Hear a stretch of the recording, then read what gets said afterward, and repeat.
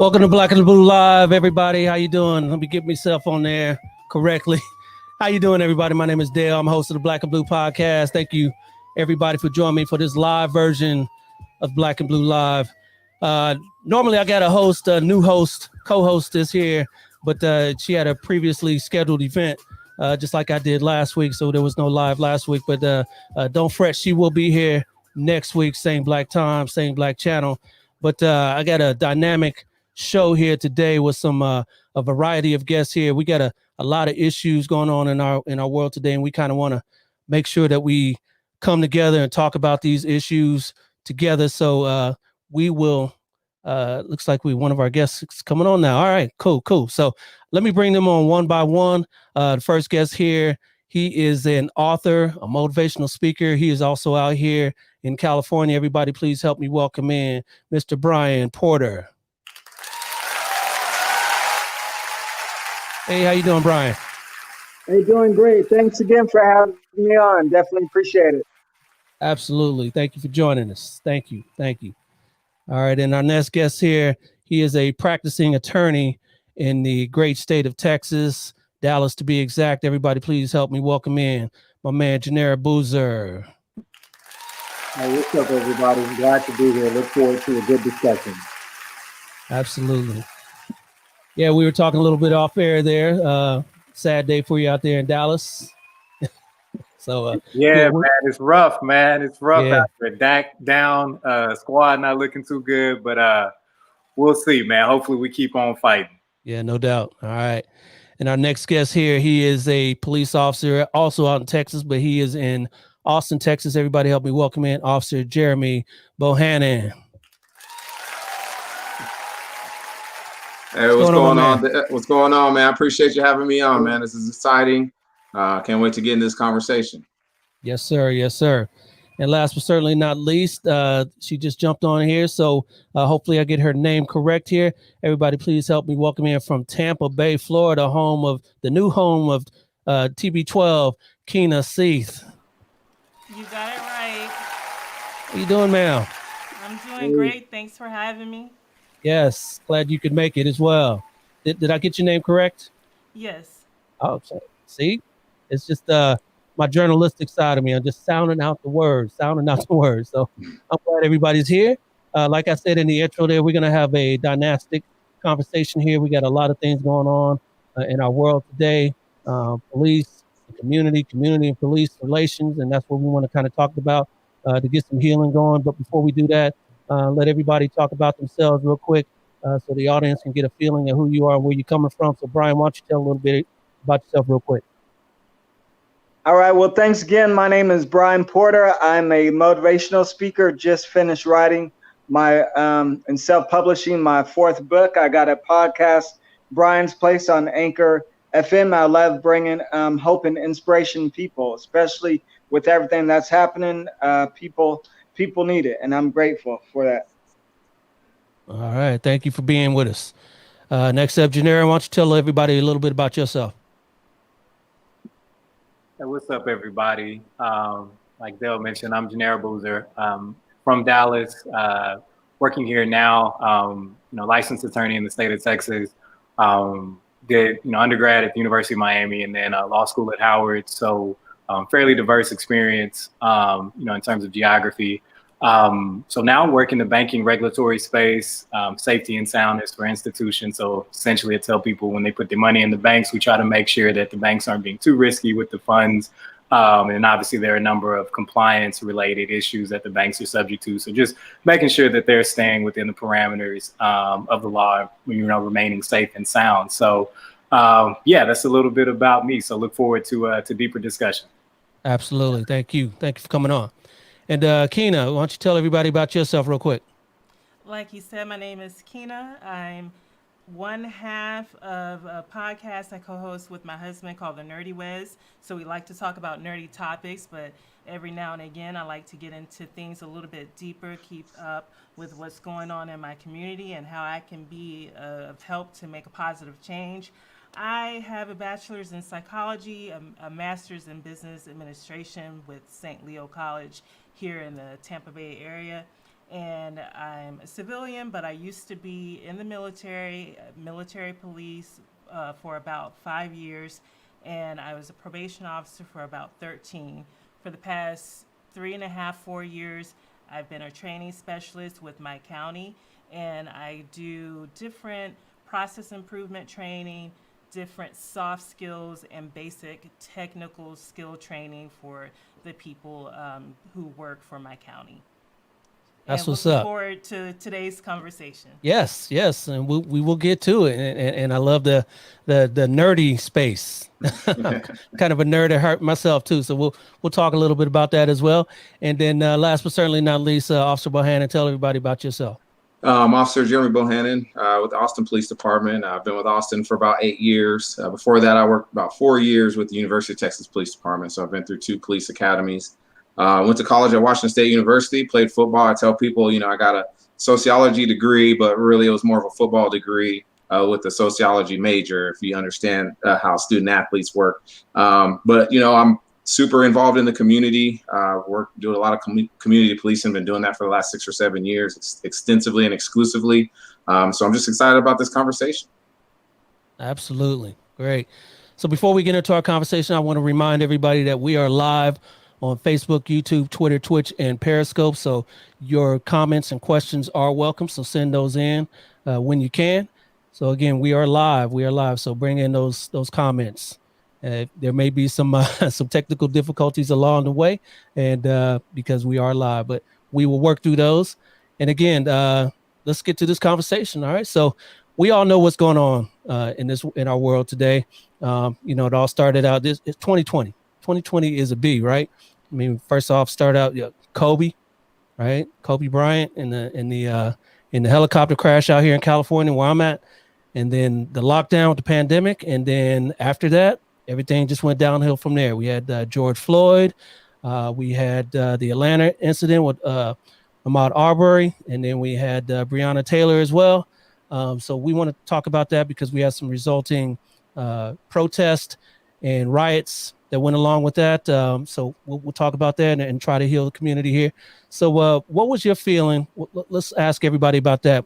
What was your feeling about when you saw, because the last thing that we saw was the Breonna Taylor decision here by the AG over there in Kentucky. What was your feeling about that when you heard about that, Brian? It was, how there's some things where you see like on TV, but it's like with that, it really hit home. And it's like, it's one of those things where it makes your stomach turn, wishing that you could, do something or overturn things so things would turn out differently. But it's like, the whole thing is just, I feel like either, definitely a situation that shouldn't have been happened or whatever the initial thing was. That I feel there's always a better way to go about doing things, but to do what they did to her, it's there's no in my mind, there's no just cause for it. I mean, but yeah. Yeah. Real quick, Keenan, what was your feeling on it? I felt disappointed, but to be honest, I wasn't surprised. And then that made me feel even more disappointed because it feels like just getting used to the things that you shouldn't get used to. So just very disappointed and very discouraged. Desensitized. Yes. Yeah, that's the feeling a lot of people had there. Janera, what was your feeling on it? So first part is the human element, right? It's absolutely disgusting and sad. Just the tragedy in and of itself. We've had, discussions online just about kind of the legal aspect. I wasn't surprised in the sense that she wasn't charged. It was the officer wasn't charged, officers, given the, the dynamics of the fact scenario. What I was disappointed in that, we see what's kind of coming out now is how Daniel Cameron essentially didn't present as, what he probably should have in pursuing justice, that he presented with an angle for not really wanting to have them indicted, which I think that's the shady part. It's like at the end of the day, let's present, what we feel like happened. Let the grand jury make a educated decision, and we live with the result. But the political angle that he played, I thought that was absolutely disgusting. And now he's even trying to hide it even further by not having the grand jury information released, which I think is just a miscarriage of justice. Yeah. And Jeremy, from a law enforcement's perspective, what was your feeling on it?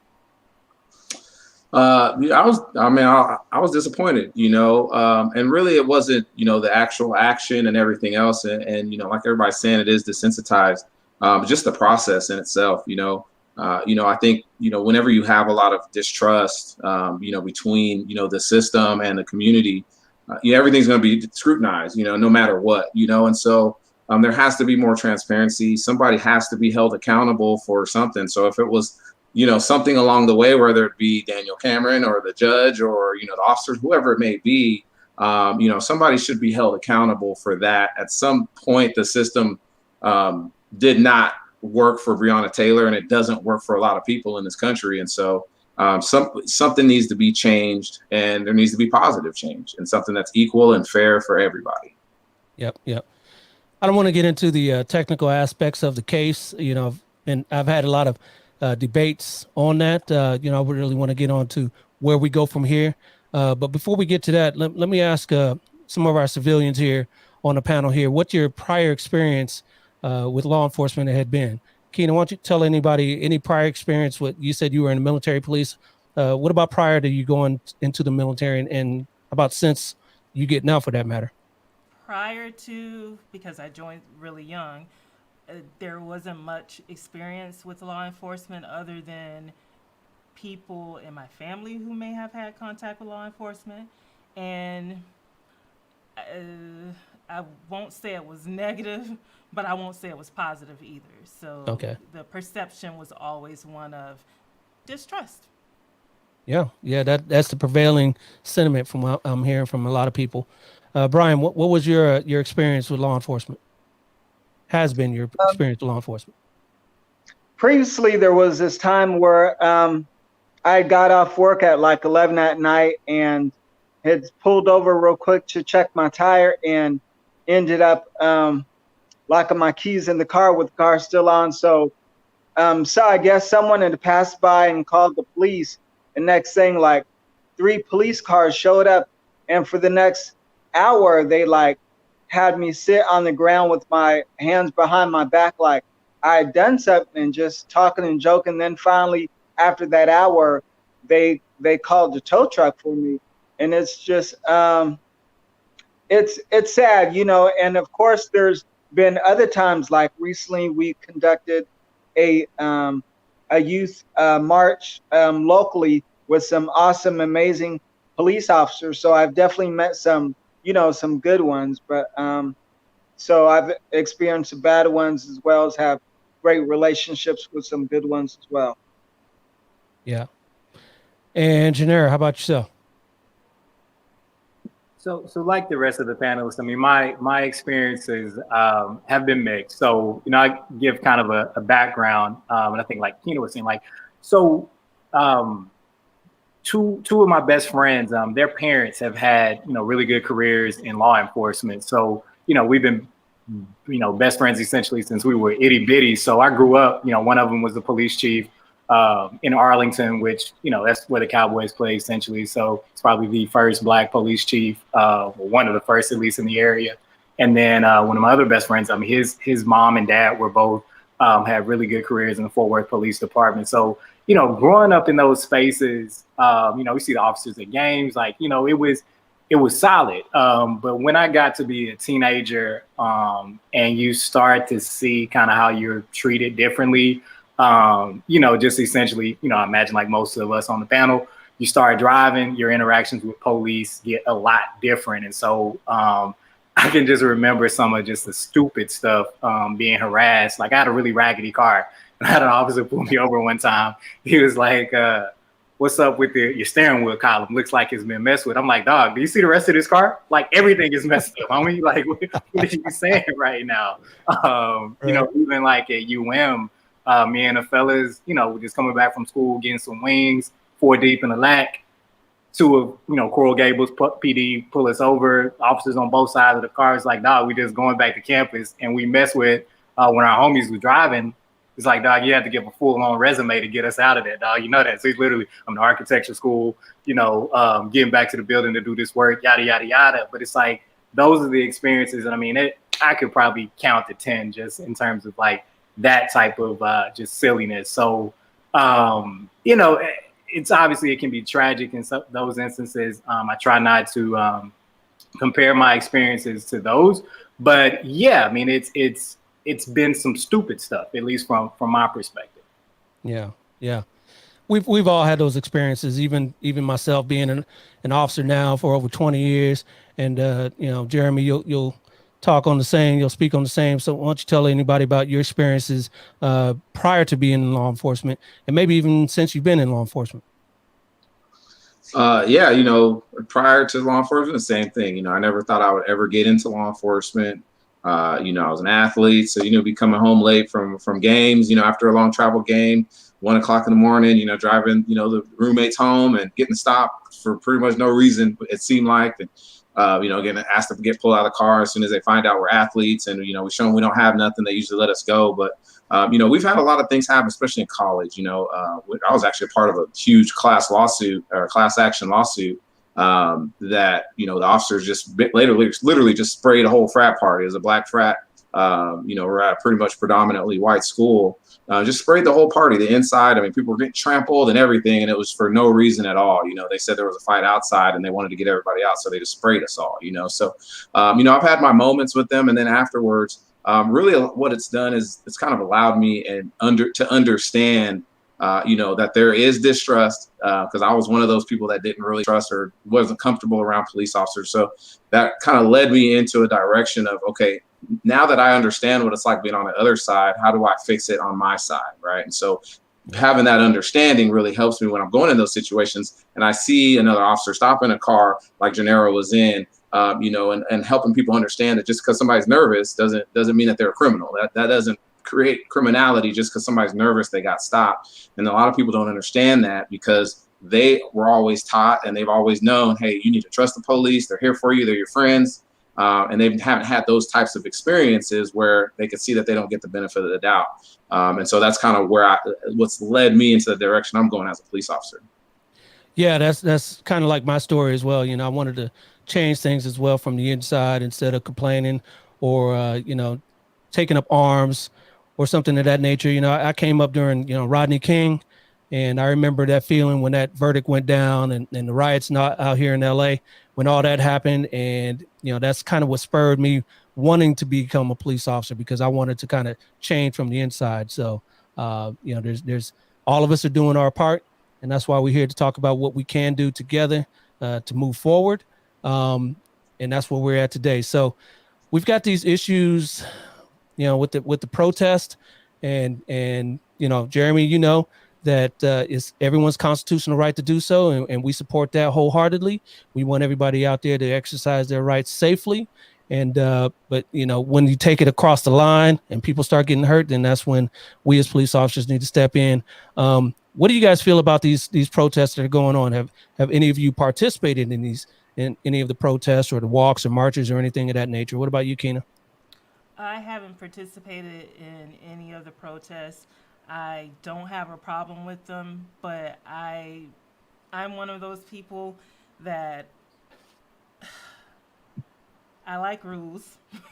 I hate to say that. There's no other good way to say that, but I do. And when if I go to a protest, I don't know when things are going to go south, and I don't know how they're going to go south. And I don't believe property is more important than people, but I'm not trying to be out there breaking stuff, and I'm not trying to be out there burning stuff either, because I feel like I don't know whose business that is. I don't know what they took to build that business, what they put into it. And it could be someone like my mom, it could be someone like my grandma who built stuff from nothing. And then like that, it's gone. I don't want to be a part of that.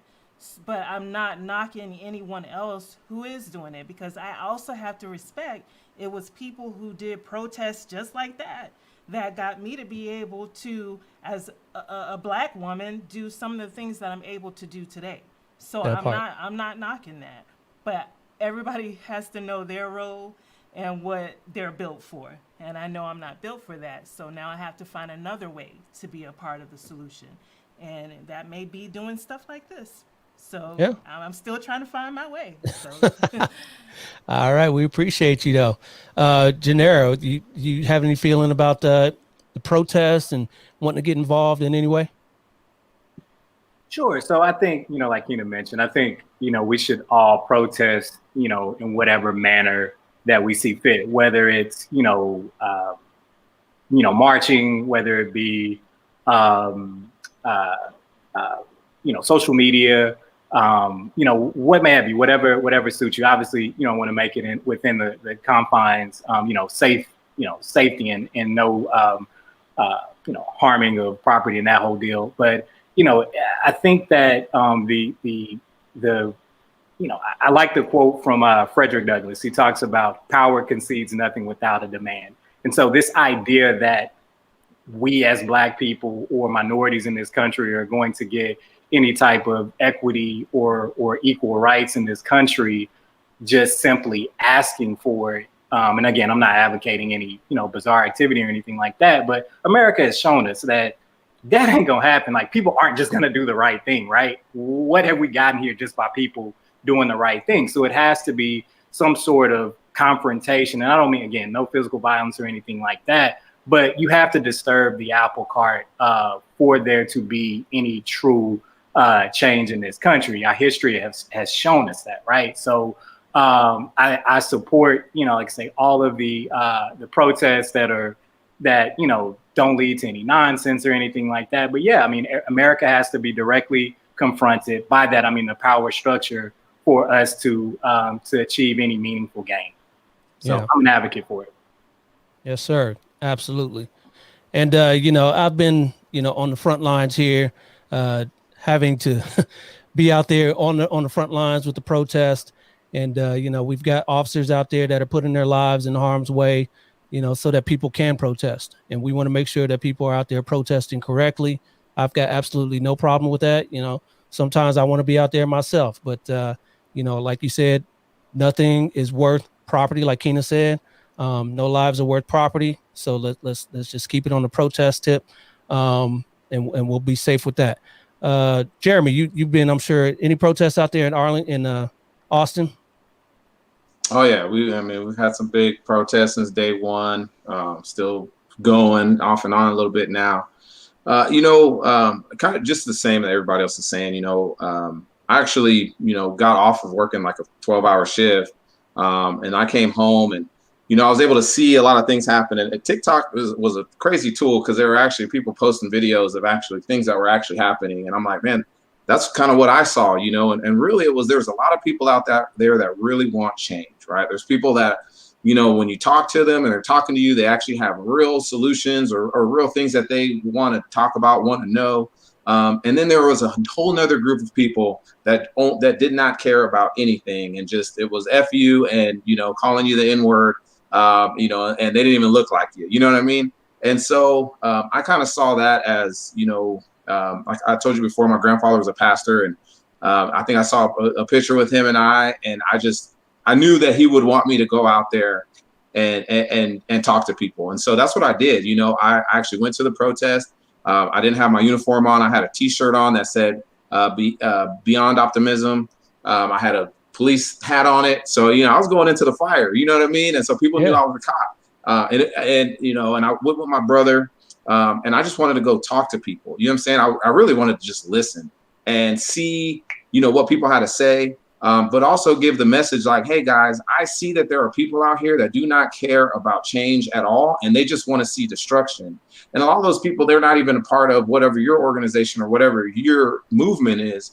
They just want destruction. And this is the perfect opportunity to have that. And so really, I was trying to warn people, like, hey, it's time to go after about 9:30. Let's talk. Let's try to get people together. So I was able to get one of the lieutenants that were out working to come down, and basically had a nice conversation with one of the people that were actually leading the protest, and I feel like when you're talking, when there's dialogue, then the violence, it slows down. People aren't throwing stuff. People aren't cussing. People aren't yelling. People are actually listening or trying to hear what's going on. And so it really kind of helped me kind of understand like the recipe for, when people are actually out there, they just want to be heard, you know what I'm saying? And if you can get the people that want to be heard to get heard and feel like they don't have to be out there, then that kind of, shortens the crowd a little bit. So now you're not getting innocent people hurt, and those people that want to destruct things, they don't have that opportunity because there's power in numbers.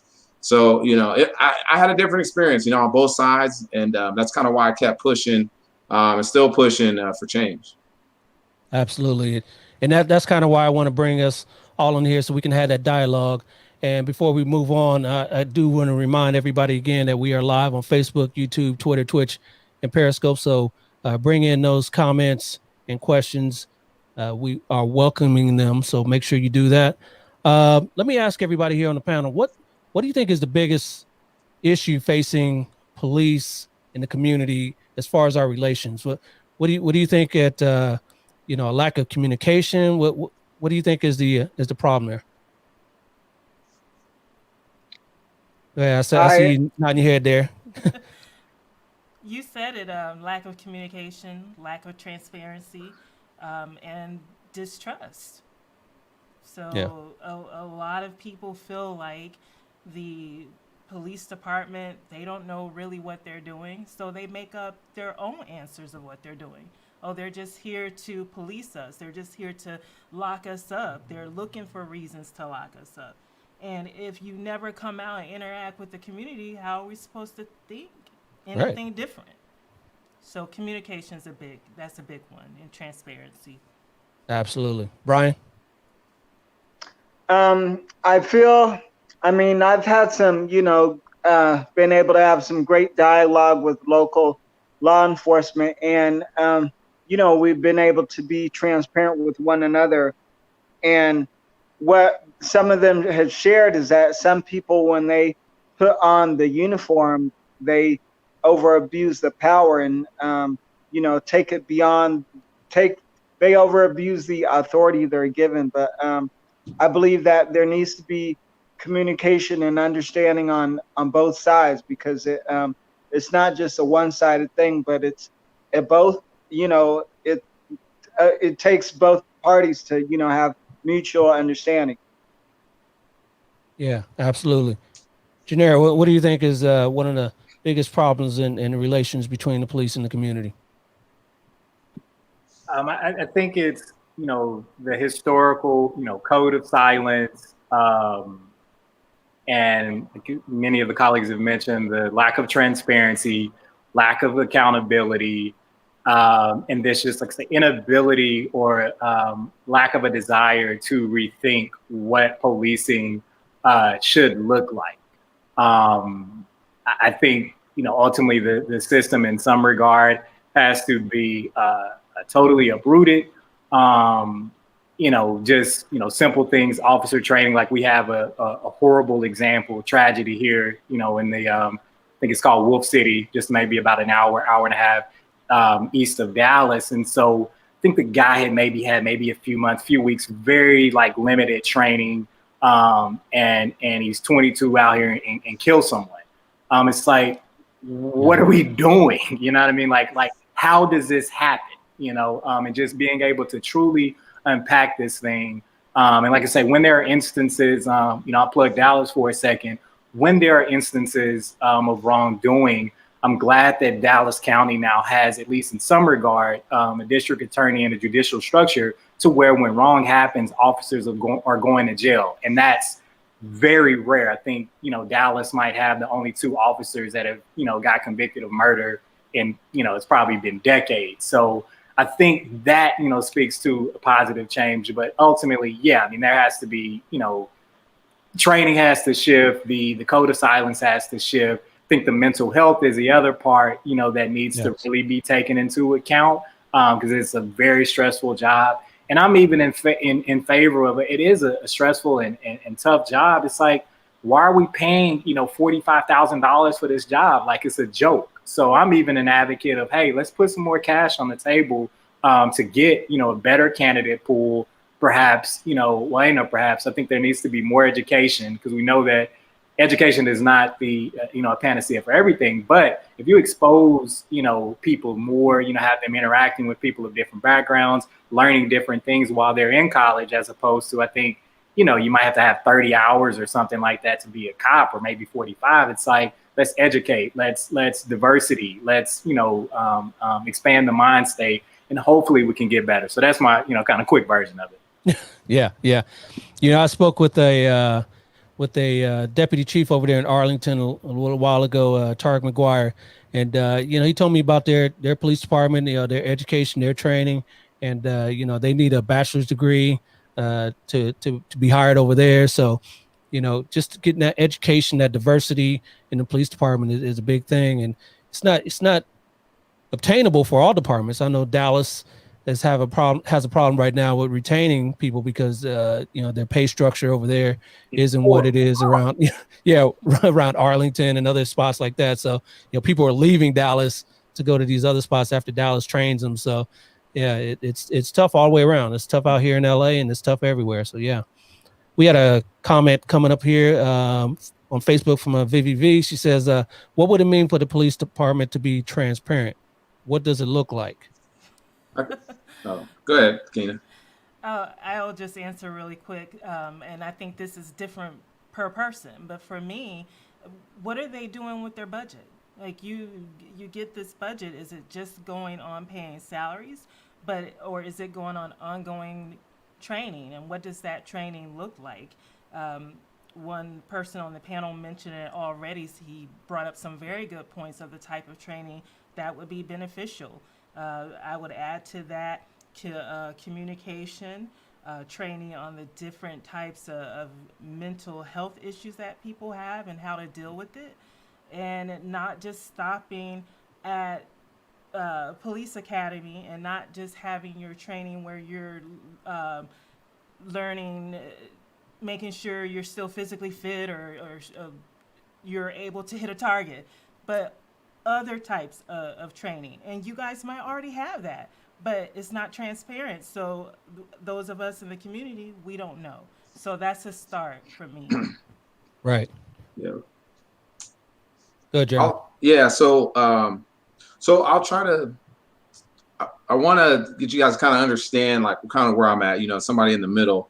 To me, it's along the lines of a relationship right now. If you cheat on your spouse, or you cause harm to your spouse or something like that, there's going to be a lack of trust, right? And so whatever that is, that relationship's going to be strained, and no matter what you do, you're going to get scrutinized, no matter what, right?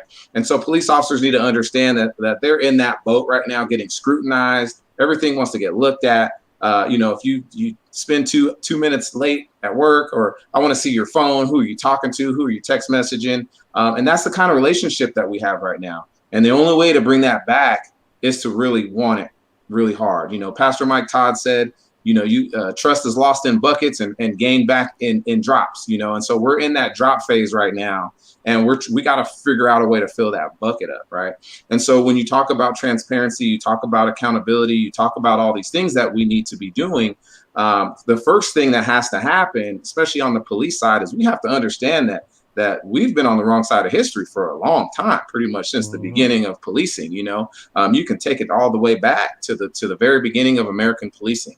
You look at the 13th Amendment, and in there is a clause that says, except as punishment of crime, and so and it's not police officers' fault. And I think that's the problem that a lot of cops have, is that they feel like when you talk about policing in general, that you're talking about them personally, and so they start to back off. As soon as you put the R word in there, racism, they're like, wait, no, it's not me, and so people need to understand that, the racism of the past is really what's causing a lot of the inequalities and a lot of the distrust of today, because there's a lot of great officers that really want to do a good job, who just don't know how to do it. And so when we talk about transparency and communication, that has to come from us building bridges. And we try to do it a lot. The problem is that the people who are building the bridges, there's usually probably 10 or 15, if you have a bigger department, maybe 20 people that are building these bridges with the community, but then they're not making sure that people are crossing that bridge. on both sides. So we need to bring police officers. Everybody needs to be involved in it, as well as the community.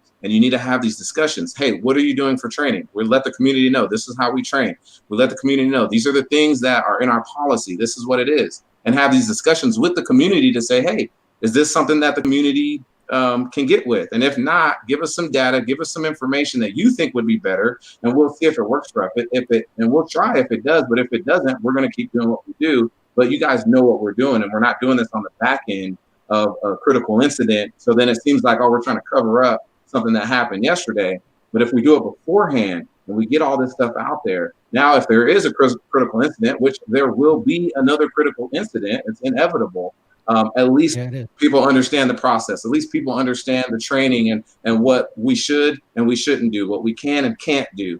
And I think that's really important. And it's something that we've never really done. In my 12 years, I've been trying to do it, but it's hard to get other people to understand why it's important to also do it. Yeah, absolutely. And to that point, I think that, one of the things we see in the banking industry is just, on the element of transparency, is just it can really disarm people, and perhaps that's a bad term to use in this instance, but I think that police or police departments, criminal justice structure in and of itself sometimes thinks of transparency as being problematic. It's like, no, it's actually your friend, because when people can see result, can see process, they can believe in it. And like now we don't have that. And that's a critical element. So I think that, yeah, the adoption of transparency as a tenet has to happen. Yes. So, the key phrase that's been coming up lately is defund the police. Yeah, they've kind of shifted away from that to reimagining how police works in this country. But defund the police, what do you think that means to you, Brian? Personally, I don't feel that that's the answer.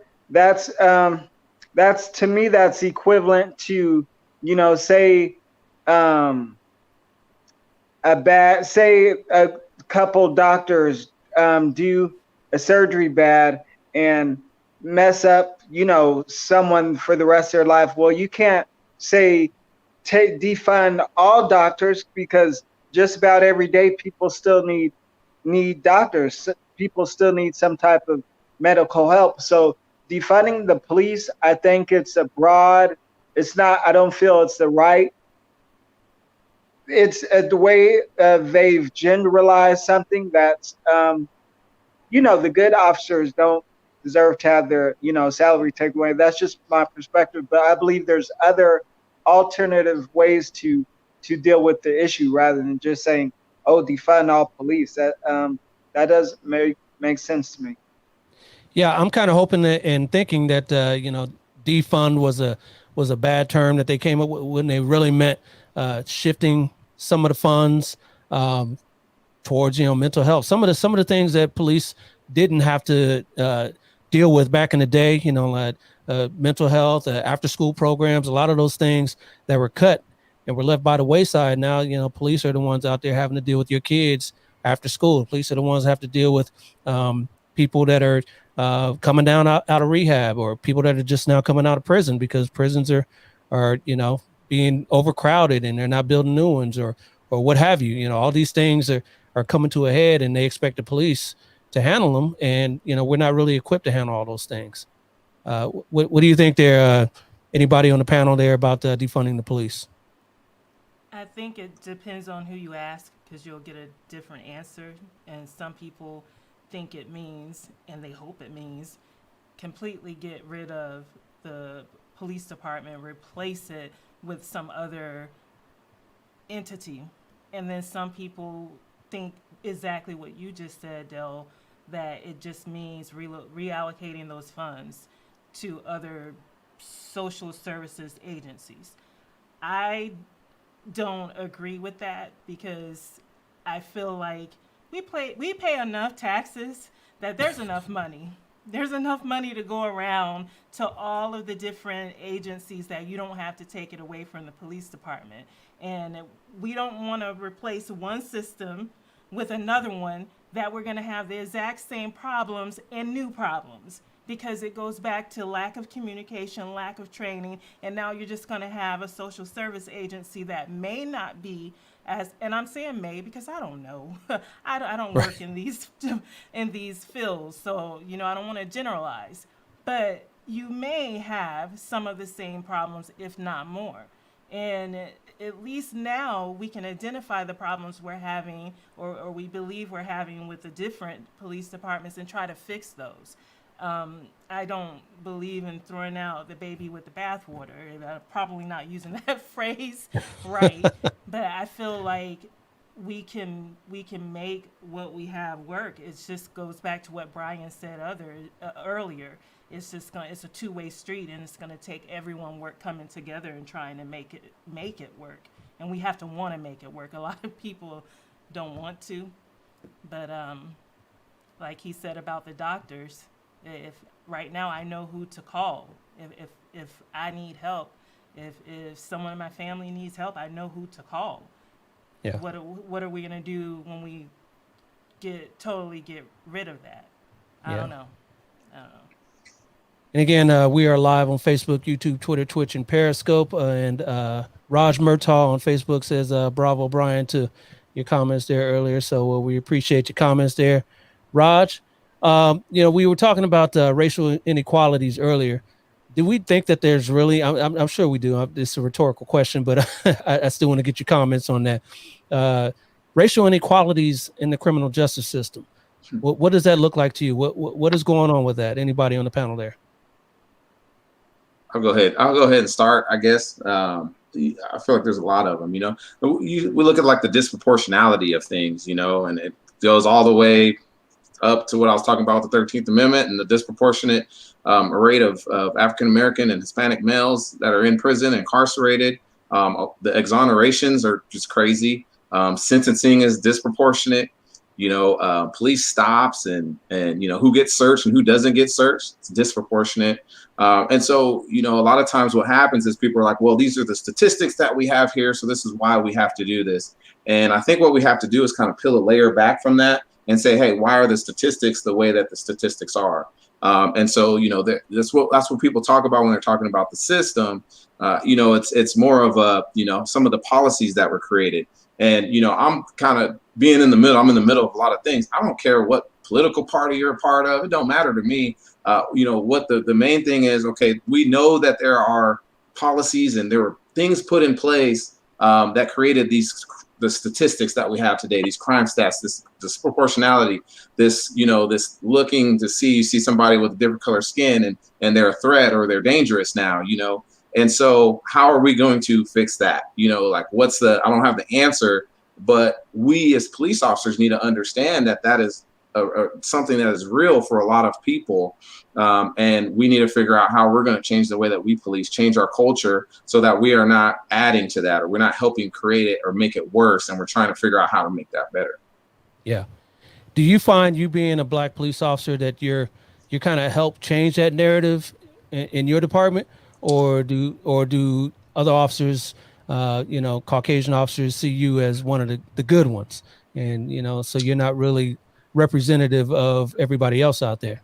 Man, that's a great question. I know some do see me as the good one. I actually sat in a car with another officer last year and basically was like, man, there's no such thing as racism, man. You're sitting in the car right next to me. We're talking, everything's good. I'm like, yeah, but I had to do a lot of different types of things to get here than you may have had to do to get here. You know what I mean? And so I've had to code switch. I've had to change the way that I act around certain people to get the things that I need in life. And so there's a lot of officers that understand what's going on, and Caucasian, Black, it doesn't matter. And I tell people all the time, doesn't matter. You can be Black, but that doesn't make you an expert, on being Black, because we all come from different walks of life. We have different experiences, and I come from one that has seen family members be a part of this. I've seen friends have actually seen it firsthand. And so that's why I know that although I'm not oppressed as much as other people are, I have family members that are. I have friends. I have people that I know who are oppressed, and that's who I'm fighting for. And so when they see that passion that I have and fighting for them, and knowing that I work, at the police department, I'm in the system. I know that the system can be good and can do good, but I know that it's unfair, and we have to figure out a way to make it so that it's fair and it's equal, not better for one or the other, just fair and equal. And when people start to realize that it's unfair and unequal, then maybe we can start to get some change. Yeah, yeah. What about you, Janera? What do you think about the racial inequalities in the justice system? They're prevalent, so frankly, as Officer Bohannon mentioned, a number of issues within the system, and just taking a step back, right? So, sadly, you come to this realization as a Black person and probably just a minority in general in America that like literally racism is in every facet of society. So, obviously I work in the financial space, talk, a lot of times about loans, and rates and things like that. All things being equal, Black people tend to get, higher, mortgage rates, which leads to, obviously them paying more over time, which things like that contribute to the wealth gap. You talk home appraised values in the Black area, it tends to be lower. If they find out, you got some Black, art, things like that, you tend to get a lower value. So things like that, they're prevalent. In law school, I took a course, environmental justice. And I remember reading through the first few cases, which sadly were based out of Dallas and Port Arthur, which is just south of Houston. And I'm like, dang, racist in the air and water too? It's like, yes, literally in every facet of society. So like, it is, so that's a part of our challenge. And I'll try to tie this into the prior question about the defunding and reimagining police. So I think one of the things that we can do to limit, the criminal justice inequalities is, as a part of that reimagining of what we do with funding is, like say, for example, why are officers asked to be, mental health experts and the like? It's like, y'all pay people $45,000, $50,000 a year. You want them to be, to work in schools, to stop, bad criminals, to be mental health experts. All this stuff, it's like, are you crazy? Like that's ridiculous, a ridiculous ask. So I think a part of that, again, keeping people out of the system and contributing to the systemic inequalities in criminal justice is, like say, maybe putting some more funding to mental health issues. Why are officers heavy in the schools? Like that's much better, done by, a social worker, a counselor, or something like that knows how to deal with the kid that's, having some issues at home or, puberty. Just life, all the stuff we go through as kids.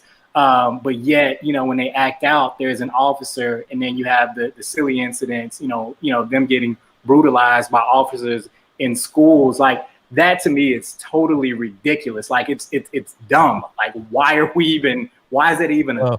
So those are things that I feel like, and that's not to even mention the economic angle, right?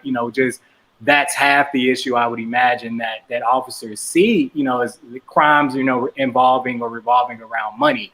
So if we can do something, whether it be job training, obviously enhanced education to where people, are not risking it all, for dollars. And like I said, to bring that point home, me and one of my best friends were talking recently about one of his cousins were in the streets, when we were growing up, and he was like, man, he makes $6,000 a month. We was like, man, he out here getting it. And it's like, you come to see that as an adult, it's like, man, he was one of the top end dudes taking penitentiary chances for $6,000 a month. Most dudes out here, might be making $2,000 or $3,000 a month, taking real life penitentiary chances, plus, somebody kicking your door, doing the business to you, on the street side of things. So it's like, if we can flip that metric to say, hey, man, you can do a lot better. If we can provide better opportunity as opposed to you, in the streets, I think we all become better. The problems are alleviated tremendously. So that's kind of my long spiel about, defunding, ending racial inequalities within justice. Yeah. Man, let me add to that, Janera, because that's perfect. And that's pretty much where my angle is right now, where I see policing. Historically, what's happened is, police are out there. So anytime there's some social issue, we get called to the scene, right? A lot of times it's emergency and they need us for something. And then I'll get to that school part too, because that's another thing that I feel like is really, with SROs. But as an officer, we get to see a lot of this stuff. Like most people at home, they don't see what's actually happening in the streets. They don't see what's happening in homes. They don't get called when Timothy isn't going to school in the morning, and they call the police to help us get their kid to school. But what happens as police officers, and this is why my last 6 or 7 years of straight community policing and building relationships and understanding the nonprofit system and all these things that are going on in our city, I have a whole wealth of knowledge and information to where when I go to that call, I can be like, okay, you might need an after school program. There's a good one 3 blocks away. It's right after your school, right? You have an adult. Hey, there's these rehab places. There's all these services that most cities have. They have nonprofits for. And so some of those funds can go to building those up. So then at least an officer has the ability to use that tool to say, hey, I'm identifying that there's a problem, because in honesty, if our main goal is to reduce crime, then we have to start helping people become successful. We have to start helping people gain access to that economic thing so that they can start getting those jobs and they don't have to get into crime. So we know the root causes, and that's, what most of us know. And so we have to start pushing people towards these resources. The problem is the resources aren't big enough. They don't have the funding. They don't have the infrastructure. But if we're advocating for those things and saying, hey, look at we need more counselors in schools, right? We need more, let's make sure there's more boys and girls clubs around here. This school doesn't have an after school program, but they have half of their kids are in poverty. So, hey, let's see if we can get one here, If we're more a part of that now, we may not have to do it in 15 years because it's a generational thing. And so we're not going to stop crime tomorrow if you take $100 million from a police department. There's still going to be police calls. There's still going to be shootings. There's still going to be crime. There's still going to be robberies. All this stuff's going to still happen. But if we can actually gather all these kids that are in school right now, and we can start actually thinking about how can we get them so that when they get older, they're not a part of this. They never even touch the criminal justice system. Now we're reducing crime and we're actually a part of it. So then later on, maybe we can be like the fire department and be chilling in the station and waiting for a call to come out. Don't hold your breath on that one. Yeah. Yeah. And real quick, VPV says, wouldn't an SRO, which is a school resource officer in schools, be a good thing to create that needed relationship connection between the department and the students / community? That's kind of what I wanted to get into real quick, because I'm assigned as a school resource officer when school's in session normally at one of our high schools here. And, it's kind of twofold what our mission is. One is community service, being that public relations for those kids, that they can see an officer on a daily basis as being a human being, not someone that they need to be scared of, that they can approach. I'll get out there and I talk to these kids, and I'll just keep it 100 with them. And we talk about rap music. My era of rap music is better than their era of rap music, and we do freestyles, and we, so they kind of see me as a person, not as a dude with the gun and the badge. So that's the first part. And the second part is, what's going on with these kids and everywhere nowadays is these school shootings. So I got to be the first one there when something goes down, that I handle it. So that's kind of twofold of why there's officers in schools. There's security on campus, and when kids are acting up, dress codes, or little Timmy won't come to school, that's what security handles. I'm not there for that. So just kind of give you a little background of what most SROs, I'm sure in most cities, most departments are doing. Kenny, you got it? Yeah, it sound like you got something to say there. Look like you got something to say there on that. No, I was just agreeing with you. I like what you said about why you're there. You want them to see you as a person, and I think that's probably what I would want. I would want the cop to see me as a person, and not that, oh, there's just another black person, and I'm looking at all of these statistics, so I'm already criminalizing this person before I even walk up and talk to them. So I think we want the same thing. Yeah. No, I'll add to that, Dale, because my wife's the school counselor, high school.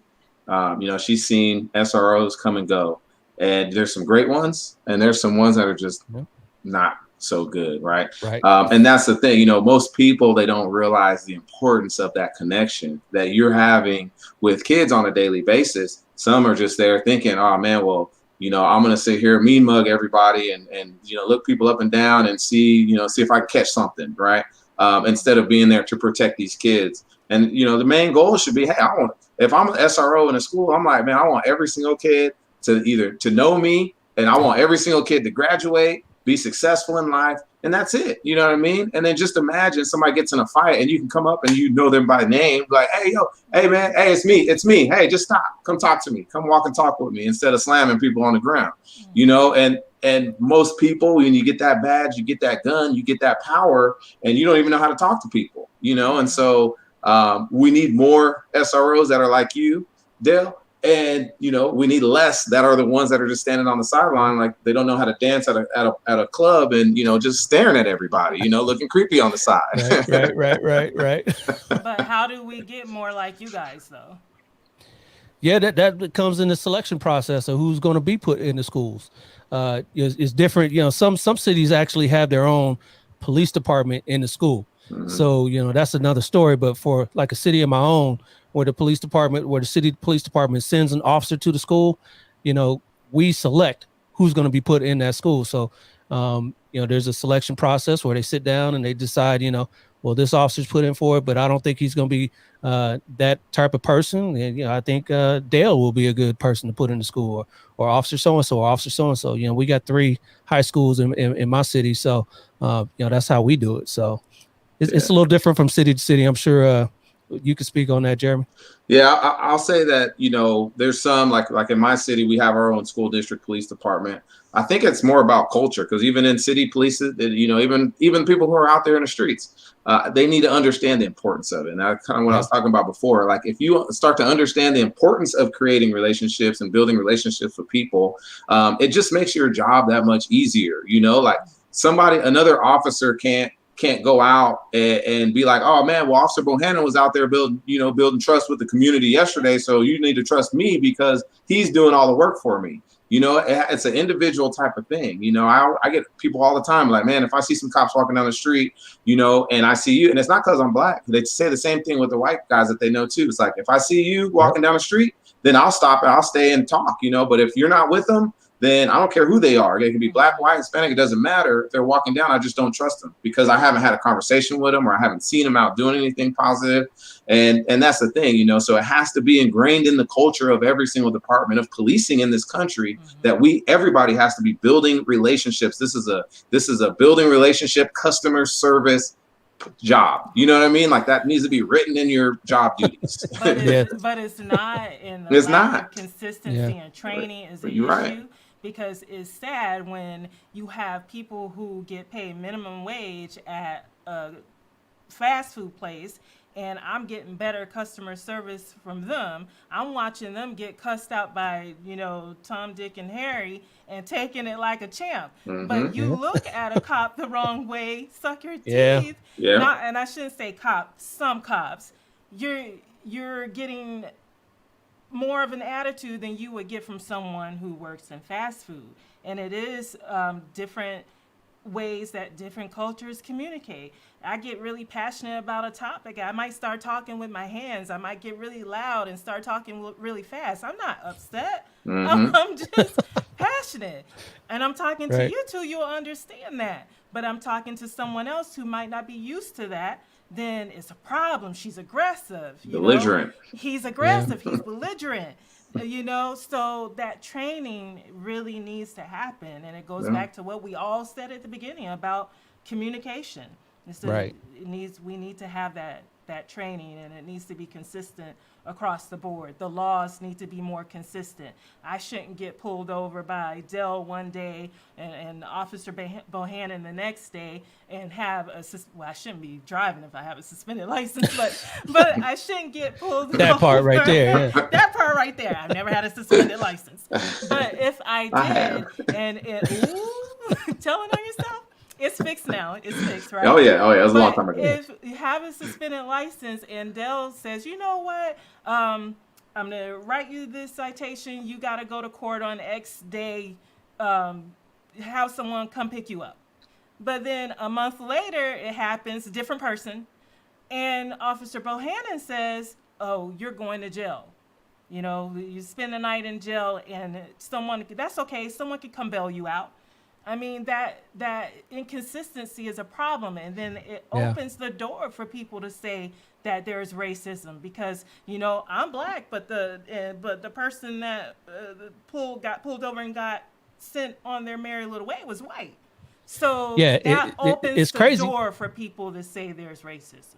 Yeah, it's crazy when you say that because one of the key pillars with law enforcement is discretion. You know, we have discretion, letter of the law, spirit of the law. You know, we can act on certain things or not act on certain things. So, you know, if I pull somebody over and they got a suspended license, you know, I can tell them, hey, you know, make sure you get that taken care of and be on your way. And then, you know, I let them know, hey, if you get caught driving, we could take your car for 30 days. So make sure you're not driving a suspended license. Get somebody, you know, we could do all that. But the next guy, pull him over and he could just letter of the law. Hey, it says you're not supposed to be driving on a suspended license.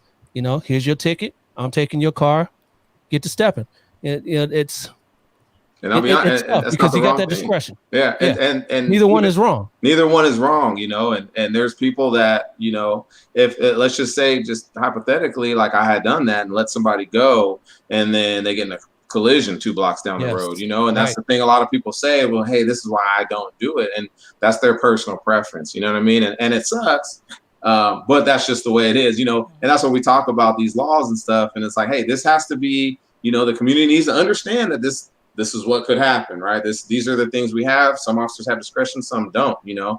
Like I can be really hard on when you're dealing with kids, and you know, I'm hard, you know, DWIs, I don't like DWIs and stuff like that. And somebody else may be really light on that. You know, I'm really light on marijuana, you know, like I'm like, hey, if it's not that bad, then I may give you a pass, you know what I mean? And so everybody has their own thing, their niche, their pet peeves or whatnot it is. And so that's kind of that inconsistency. But if you understand that there are inconsistencies, you know, hey, this is the worst thing that can happen, and this is, you know, or you could get off on this, but you kind of operate in this worst case scenario, because when people don't know the worst case scenario, then they think they're being over policed or it's excessive or whatnot, and when really another officer may look at it and be like, no, that's the right thing to do. That's, you know, that they have the right to do that, you know. Yep. Right. And I think that just speaks to why one of the more critical parts is just, you know, the humanity element, right? The golden rule element, or I think, you know, with Ava DuVernay on her documentary, you know, when they see us, right? So that, I think those things are absolutely critical, because I think it gets at the issues that you all are speaking to. It's like that fundamentally the personal, you know, the humanity, the human rights element has to become a bigger part of policing. So moving along, you know, the media has been a big part of what's going on with all these protests and politics, what's going on with our votes. You know, make sure you get out there and vote, everybody, coming up in November. What do you think the media has, their role is in all these protests, everything that's going on, the negativity with the police, with the community, with politics? What do you think the media's role is in all this, and social media too? Anybody go ahead. Controversy, sales, division sales, you know, and a lot of these, you know, media, social media, some influencers that are getting paid. I won't name any names, but you know, some that have huge voices who are getting paid by one side or the other, you know, that stuff sells, you know what I mean? And so we as individuals, we have to start understanding that, you know, there's bias on both sides, you know, and everybody's trying to pull you to their side. But if you can actually kind of filter through all of that and try to find the, you know, the center ground or the common ground in a lot of these things. And I do that a lot. You know, I'll watch Fox News, and then I'll watch CNN and MSNBC and Today Show. Good Morning. I'll watch everything. You know, my wife hates it that I'm watching everything, but I just watch it so that I can kind of gain some understanding of, you know, why people are feeling one way or why people are feeling the other way. And then I can hopefully find some common ground and make sense of it all for myself, because, you know, it's easy to kind of get in your box and just stay up in there. You know, that's the easy thing to do. And that's what media preys on. That's what social media preys on. People who just want to stay in their box, collect their side, the stuff that they want to hear, and run with that, you know. And so, but that's what's creating the polarization. It's creating the divide, you know. And the only way that we can start changing things is when we start breaking out of those boxes and start actually meeting in the middle and then figuring stuff out together. No doubt. You guys anybody else had any comments on that? I think Jeremy said it the best. So I'm just gonna piggyback on that we have to get outside of our boxes and be willing to bridge the gaps, because when everything started, I'm going to talk about social media, because we all know regular media, their job is to sensationalize everything because they have to make money. But with social media, I see a lot of friendships that have broken up and a lot of families that have broken up. And I was almost going to be one of those people, because you can, rather which side, everyone has a narrative and they push it and they only show the things that support their narrative and they go hard. And the rest of us that are just trying to understand, we pretty much stay in the middle and we kind of stay quiet. And so I was getting stressed out seeing all of this stuff, and I was like, I'm gonna delete this first, I'm gonna delete that one, they all gotta go. And then I was like, wait a minute, you can't push about how important communication is and then decide you're just gonna shut your ears to everything that you don't want to hear. You don't learn and you don't grow that way. So I didn't delete anybody yet. I find out myself with officers that I work with, coworkers that I work with, they have one opinion, and I'm kind of more liberal than most on police departments. So I have my own opinion on that, and they kind of delete me from their social medias. And I'm here listening to both sides. That's what I'm trying to do. I'm trying to make things better. I want to listen to your side. I hope you want to listen to my side, and we can make things better. And that's kind of what this show today here is about, is listening to both sides so we can make things better and move forward. So real quick before we get out of here, what do you guys think is a black cop's role in trying to make things better? Jeremy, you black. I'm a black cop, and you guys, Janera and Kina, you see, officers of color out there, and we're dealing with this, Breonna and George Floyd and Arbery and all that. What do you think our role should be in trying to make things better? I think what you're doing right now, and what Officer Bohannon said about culture and trying to teach the people that he works with what it means to communicate to people in a different culture, and to see people in a different culture, not just black people like us, but other minorities too, people who are impoverished, because I come from a poor background, and I felt like I was treated differently, not only for being black, but for being poor too. So just that communication and teaching by example. I feel like you both are teaching by example. So just continuing to do that. Absolutely. And what about you, Janera? What do you think that we should be doing?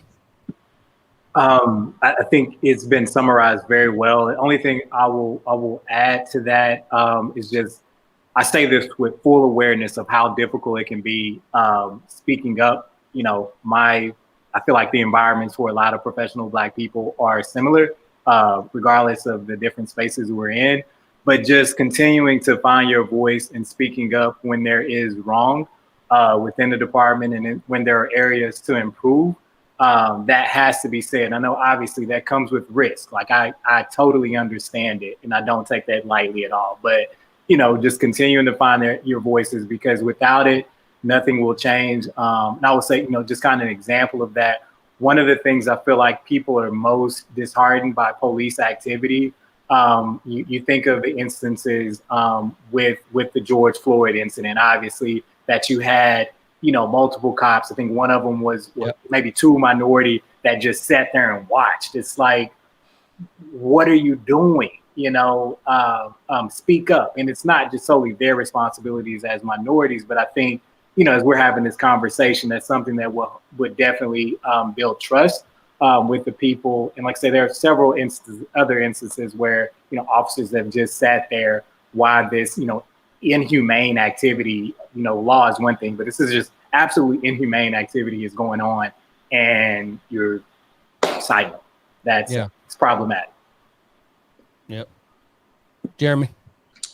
No, you guys are right.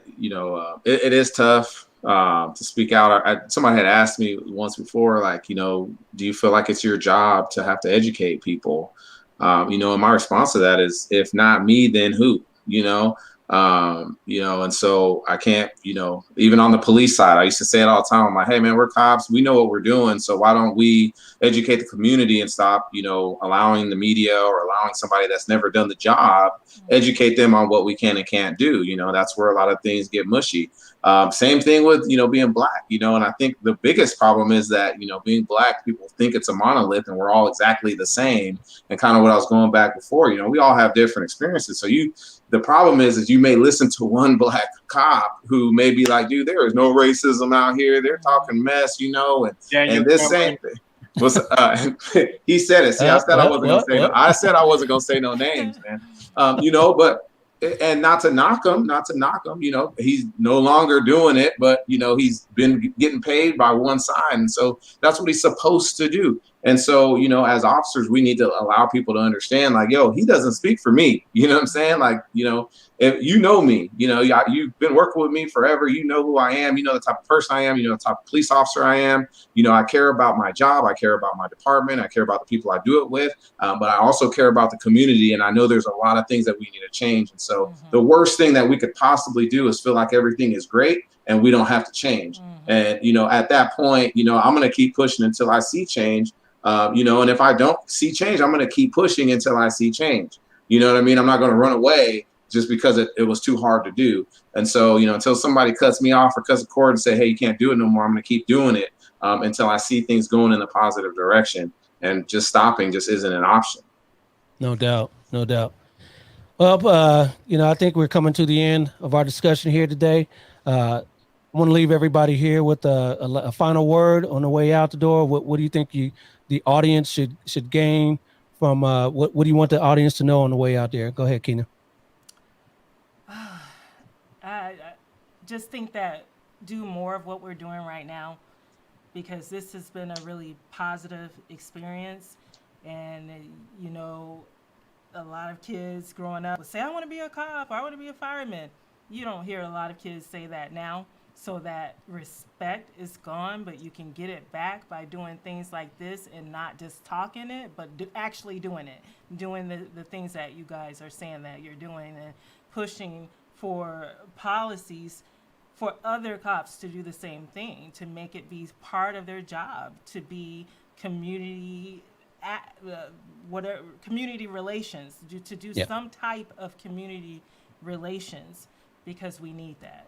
So I don't know how regular civilians like myself can do that. So if you guys have any advice for that, should I be writing the sheriff's department? I don't know, but any advice would be great. Go ahead, Jeremy. Final word. So I'm glad you said that, Keena, because I was actually going to say that, for community members, look into your local departments, right?